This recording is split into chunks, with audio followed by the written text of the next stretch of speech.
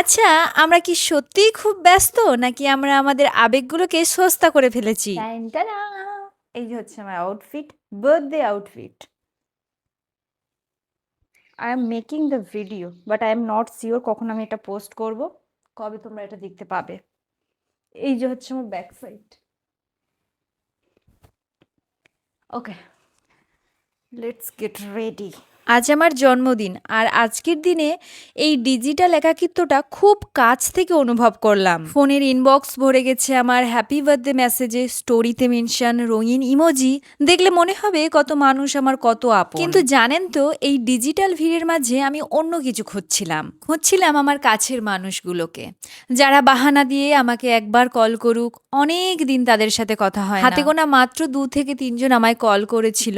তারা কোনো স্টোরি দেয়নি, বড় কোনো মেসেজ লেখেনি, কিন্তু ওই 1 মিনিটের কলটাতেই আমি আসল আন্তরিকতা খুঁজে পেয়েছি। একটা মানুষের গলার স্বরে যে আবেগ থাকে, যে আন্তরিকতা থাকে, সেটা কি কোনো টেক্সট বক্সে ধরা পড়েন? আসলে সমস্যাটা শুধু জন্মদিনের নয়, আমরা এখন প্রত্যেকটা মুহূর্তকে এক্সপ্রেস করা বন্ধ করে দিয়েছি। সম্পর্কগুলো এখন কেমন টাইপিং বক্সের ভেতরেই বন্দী হয়ে গেছে। প্রিয় মানুষকে অন্তত একবার কল করুন, মেসেজ তো রোবটও করতে পারে।